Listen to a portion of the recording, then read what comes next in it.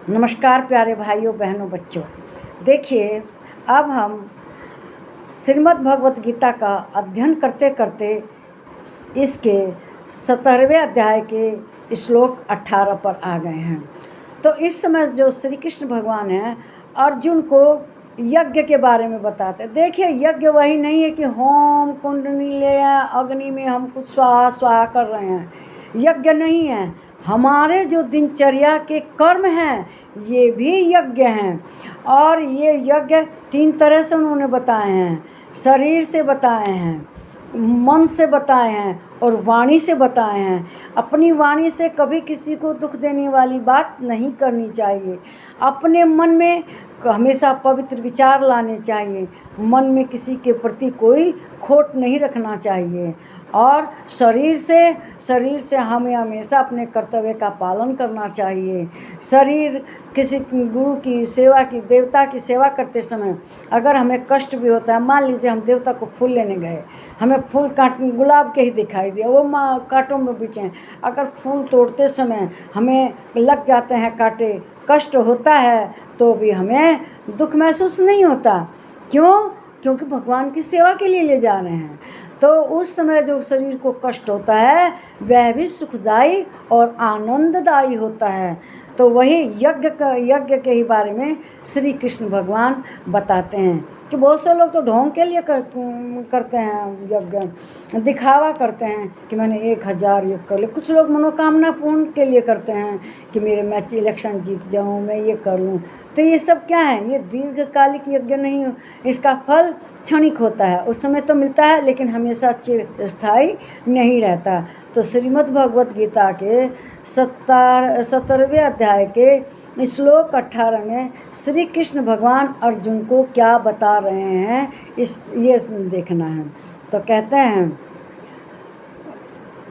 सत्कारमान पूजार्थम तपोदम्भेन चेव्यत् क्रियते तद्देहम प्रोक्तम राजस चलम ध्रुवम। कहते हैं, जो तप सत्कार, मान और पूजा के लिए तथा अन्य किसी स्वार्थ के लिए भी स्वभाव से या पाखंड से किया जाता है, वह अनिश्चित एवं क्षणिक फल वाला होता है, उसे राजस कहा जाता है। वही जो कि भाई अपने स्वार्थ के लिए, अपनी मनोकामना पूर्ति के लिए या अपने को बहुत समाज में ऊंचा स्थान देने के लिए कि मैं पूजनीय हो जाऊं, इस विचार से किया जाता है। और चाहे इससे कि मेरा लोग सत्कार करेंगे, मेरा मान बढ़ेगा, इस स्वार्थ से करते हैं। या मेरी कोई मनोकामना पूर्ण हो जाए, अपनी स्वार्थ सिद्धि के लिए करते हैं। तो श्री कृष्ण भगवान ऐसे यज्ञ को क्या कहते हैं? पाखंड, है ना, पाखंड कहता है।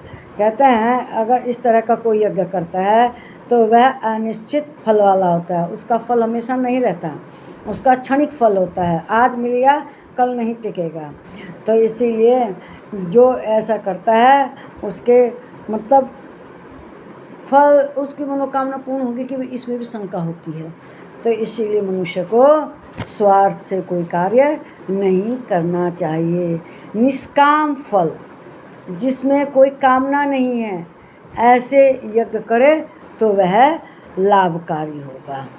तो मनुष्य को निष्काम कर्म से यह फ़ायदा होता है कि भगवान उसके प्रिय रहते हैं, वह भगवान का प्रिय होता है जो निष्काम कर्म करता है।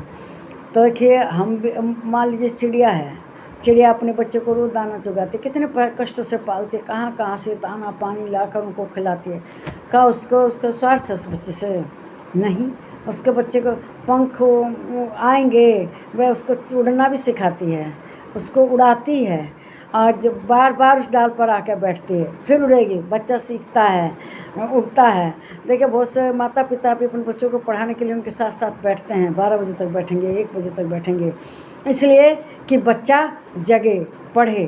तो ये चिड़िया भी अपने बच्चे के पास बार बार डाल पे आती है, अपने साथ उड़ाती है, आती है, उड़ाती है ना। तो हम किसी चीज़ को अपने बच्चे को सिखाने के लिए उसे करके दिखाते हैं।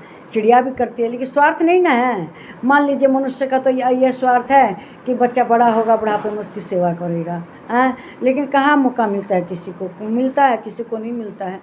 तो इसीलिए निस्वार्थ कर्म करना चाहिए, इसी से भगवान प्रसन्न होते हैं। मेरा वीडियो लाइक कीजिए, शेयर कीजिए, इस पर कमेंट कीजिए और मेरे चैनल को सब्सक्राइब कीजिए।